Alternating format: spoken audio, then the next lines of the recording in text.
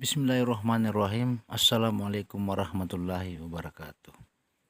Ada penjelasan dari Kiai Haji Buya Sakur tentang mengapa Allah menyuruh kita sholat. Ada banyak hikmah di baliknya, terutama manfaat buat kesehatan. Dan dengarkan penjelasannya. Untuk apa, kenapa Allah nyuruh kita sholat? Tahun 91 saya masuk di toko buku Gramedia di Salemba.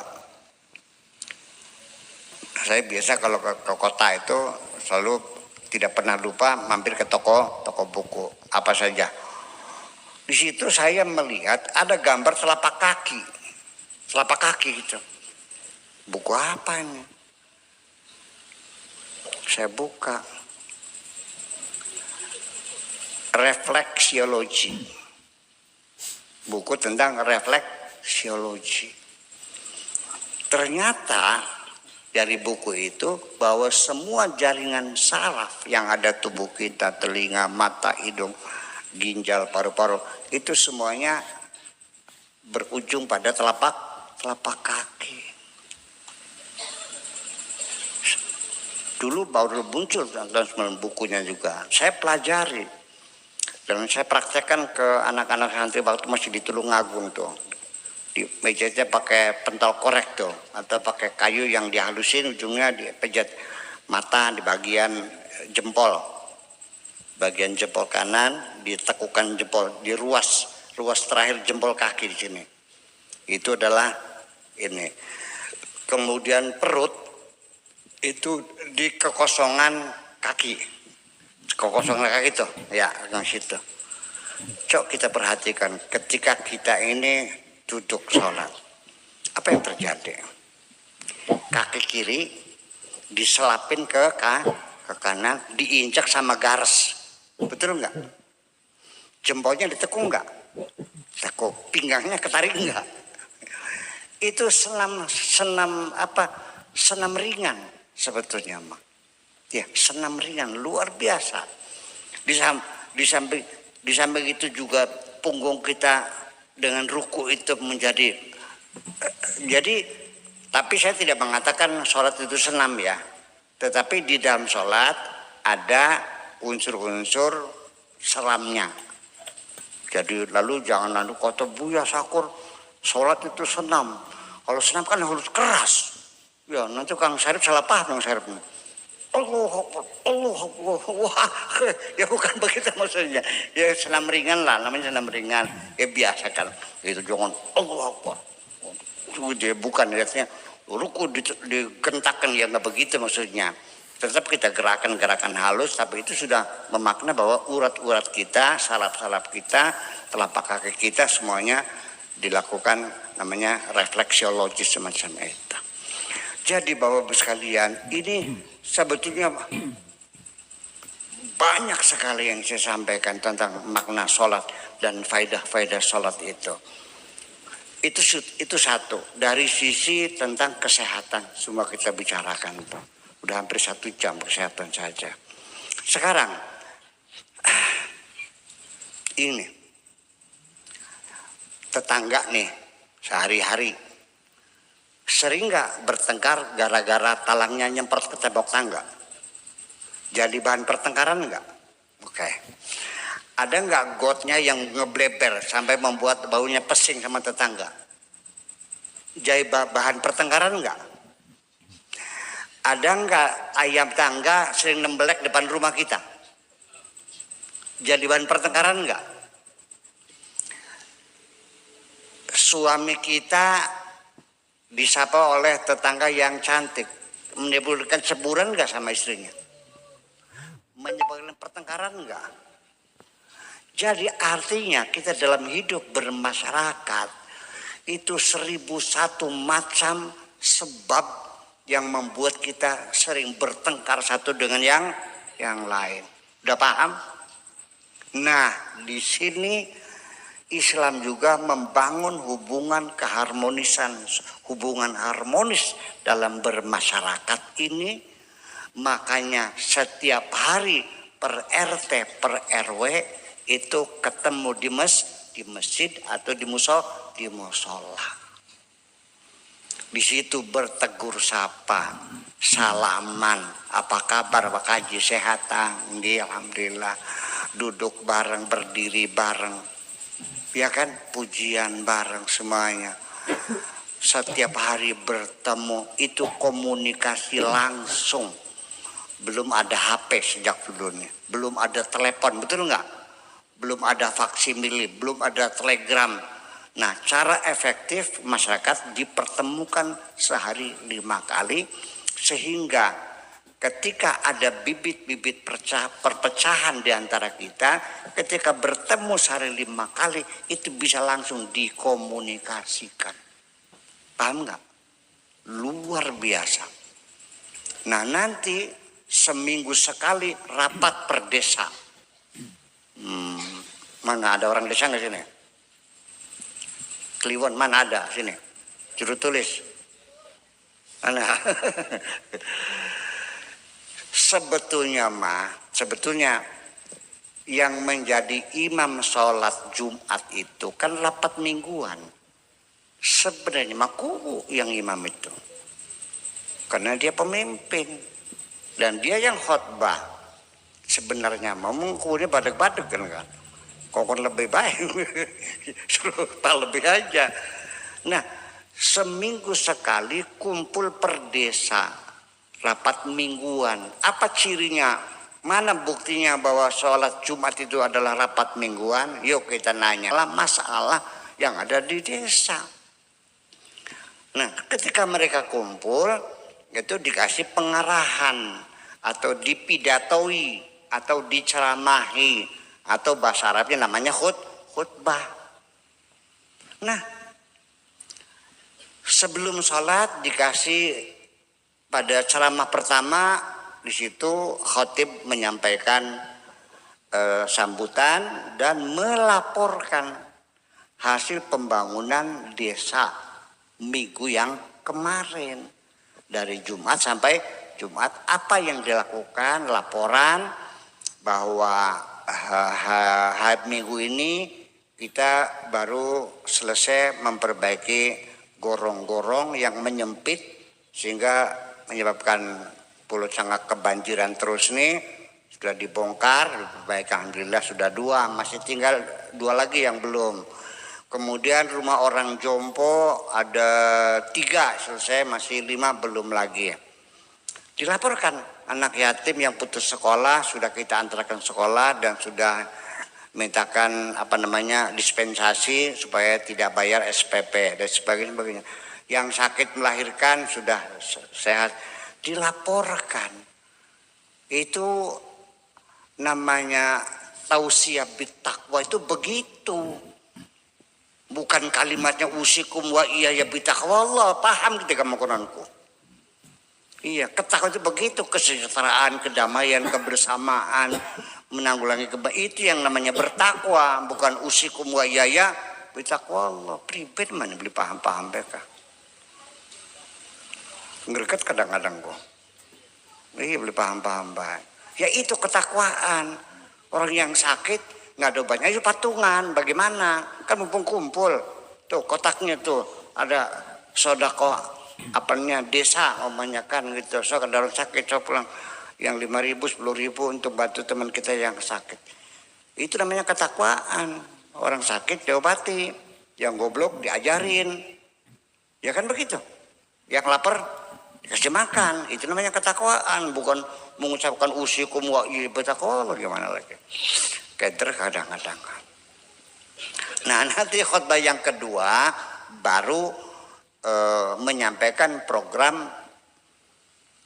Mulai besok kita ada program baru lagi, yaitu ngecat pagar sepanjang jalan karena menjelang 17 Agustus.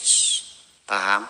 Harga cat mahal, jadi sekarang pakai kapur aja dah gitu. Masih ada nggak kapur sekarang? Ada ya, di Gempol masih ada kan, Cong? Pabrik kapur masih ada kok. Masih ada di mana sih, di Bongas itu masih ada tuh. Iya itu. Nah itu. Nah, karena orang itu nggak paham, mereka mengatakan bahwa sholat itu ibadah mahdoh.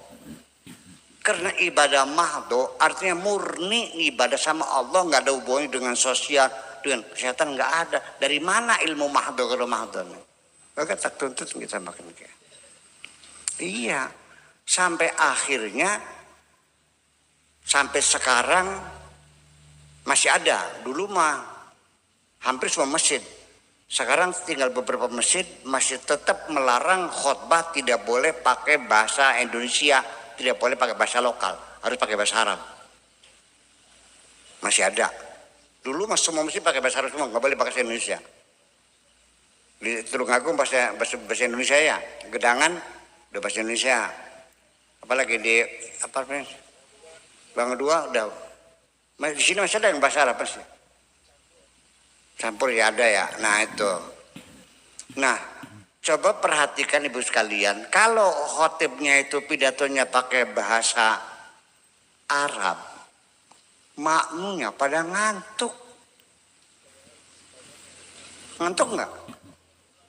Apa sebabnya ngantuk? Beli ngerti, khotibnya gak beli paham kan enggak? Rapat apa pakai bahasa Arab? Nah itu salah. Ya itu kadang-kadang kita menjadi tidak membumi, agama itu tidak membumi, tidak berakar. Jadi di awang-awang kan enggak, kayak layangan enggak, layak beli karuan iya. Membumi kita manfaatkan begitu. Jadi artinya ya khotib-khotib juga sebetulnya bukan memanggil khotib dari desa lain, orang situ sendiri menyampaikan, terutama orang desa semacam itu. Jadi artinya bahwa banyak sekali ibadah-ibadah yang sesungguhnya untuk kita akhirnya karena ibadah mahdoh berarti artinya tidak ada sangkut pautnya dengan dunia. Dikiranya gimana lagi? Kesehatan, hubungan sosial. Nah, juga untuk membuat keakraban bermasyarakat. Jujur aja Bu, sampean sing melarat kumpul kalau wong suge-suge cilik hati tak gede hati, cilik hati, kecil hatinya, ngerasa miskin, bajunya jelek, mau kumpul sama ibu haji, pak haji, aduh jalannya juga meriang-meriang kan gitu ya. Iya. Nah, bapak-bapak yang tidak pernah mesantren kumpul sama kiai ulama-ulama merinding beli. Nah gitu. Rakyat biasa kumpul sama bupati sama sekda asda meriang ini. Ini sholat membangun satu kerukunan berwarga negara ini. Setiap hari kumpul di masjid 5 kali, rapat seminggu sekali, dan rapat umum setahun 2 kali. Yang satu nasional, yang satu internasional. Kenapa membuat kerukunan ini? Karena masjid ini merubah jiwa kita. Begitu kita masuk masjid, coba perhatikan, siapapun masuk masjid, orang kaya, katakan sawahnya 80 hektar kayak Pak Haji Sarmun. Anda boleh Haji Sarmun tak boleh? Nah ya, sampai 40 sih remantu Haji Sarmun. 80 hektar. Orang kaya sawahnya 80 hektar, begitu masuk masjid dia lupa jadi orang kaya. Mana buktinya? Ketika ada orang miskin, tukang macul duduk di sampingnya, dia tidak tersinggung. Paham bikin kan? Orang yang miskinnya pun tukang macul nggak takut berdamping orang kaya. Betul? Kenapa? Karena di masjid ada aturan, yang datangnya lebih dulu duduknya di depan, yang datangnya terlambat duduknya di belakang. Berbeda pada acara-acara lain, di sana dibedakan. Nih coba yang duduk di depan kan penggede ini, pesek-pesek main gurih lah ya itu kan. Ya, tapi di sholat nggak ada aturan bahwa bahwa orang kaya di depan nggak ada. Dengan asas semacam itu maka terjadi pembauran sosial, kaya miskin, pejabat rakyat, ya cantik jelek, lesak ganteng sama semuanya dengan semacam itu.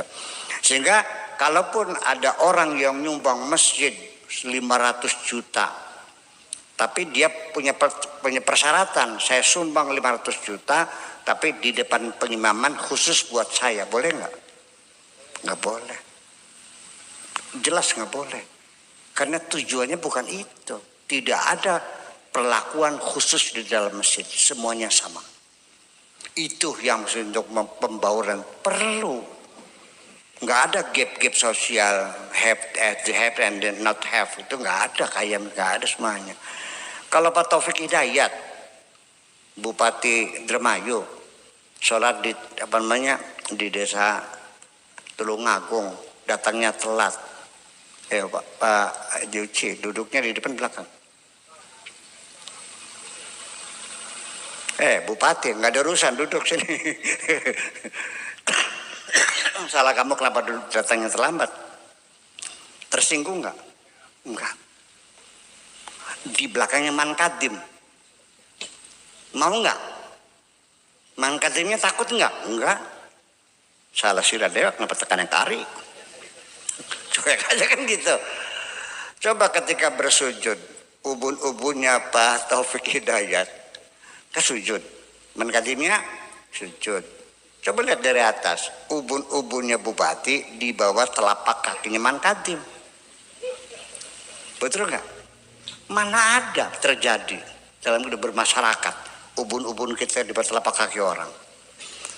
Itu kan memang soal itu untuk merendahkan hati kita di hadapan Allah dan bersama kita. Ya Pak Bupati mencuek aja, ya emang gue pikirin nggak, dia lupa jadi bupati. Mungkin Mankadim yang agak rasa kurang enak barangkali, apa nggak merasa apa namanya tuh, kelasat klosot, akhirnya mancal ndasi bupati bisa sampai topongnya nepluk, sampai topinya jatuh. Saya bertanya, selesai sholat, assalamualaikum, bupati nyari topi ya? Kan kepancal kakinya Mankadim.